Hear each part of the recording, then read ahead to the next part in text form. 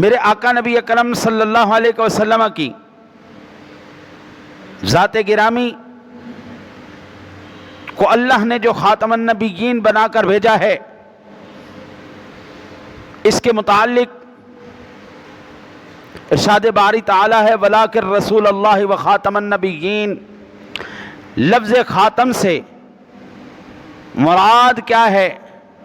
نبوت ختم ہو چکی ہے۔ لیکن قادیانی سے کیا لیتے ہیں؟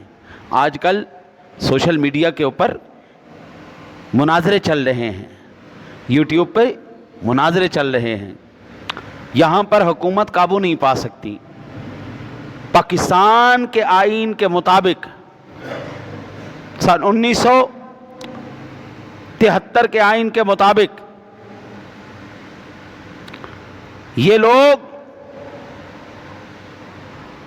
ہر قسم سے قانونی طور پر بھی شرعی طور پر بھی غیر مسلم قرار دیے جا چکے ہیں۔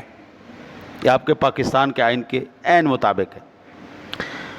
یہ خاتم النبیین سے مراد کیا لیتے ہیں؟ یہ کہتے ہیں نبیوں کی مہر، جبکہ یہ بات غلط ہے۔ نبیوں کی مہر نہیں، نبیوں میں سے آخری نبی خاتم النبیین، نبوت ختم ہو چکی، فائنل، فلی فائنل ایڈیشن حضور کی صورت میں، بس اب کوئی نیا ایڈیشن کسی صورت میں بھی نہیں۔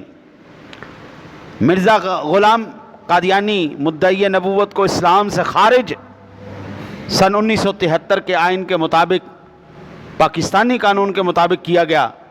اللہ اور اس کے رسول کے مطابق تو 14 صدیاں پہلے ہی اس کو خارج کر دیا گیا تھا کہ جتنے بھی اس کے پیروکار ہیں۔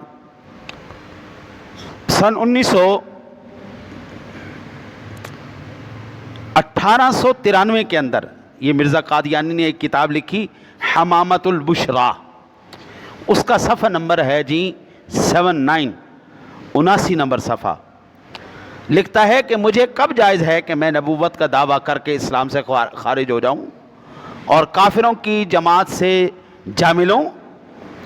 اچھا جی، یہ اس نے دعویٰ کیا سن 1893 کے اندر۔ کتاب کا نام ہے حمامۃ البشرا، صفحہ نمبر اس کا 79 نمبر صفحہ ہے۔ سن 1896 کے اندر اس کا انجام آتھم کتاب کا نام ہے، صفحہ نمبر اس کا 27 ہے۔ یہ بھی مرزا قادیانی کی کتاب ہے۔ اس میں لکھا کہ کیا ایسا شخص، ایسا وہ شخص جو قرآن شریف پر یقین رکھتا ہے اور آیات وَلَٰكِن رَسُولَ اللَّهِ وَخَاتَمَ النَّبِيِّينَ کو خدا کا کلام یقین رکھتا ہے، وہ کہہ سکتا ہے کہ میں بھی حضرت کے بعد رسول اور نبی ہوں؟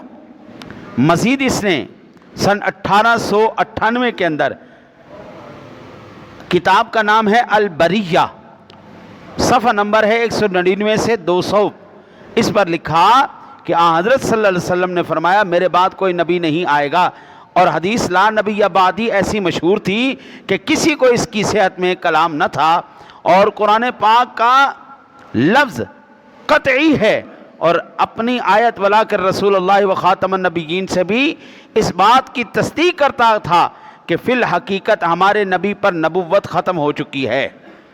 اچھا جی، اس کی کتاب کو اور آپ نے دیکھنا ہو تو روحانی خزائن کے نام سے اس کا ایک مجموعہ چھپا ہوا ہے، روحانی خزائن کے نام سے، اس کی 7ویں جلد ہے، صفحہ نمبر 297 ہے۔ اور یہ جو بات میں نے ابھی عرض کی ہے روحانی خزائن ہے، 11ویں جلد ہے، صفحہ نمبر 27 ہے، وہاں پر بھی آپ کو یہ بات مل جائے گی۔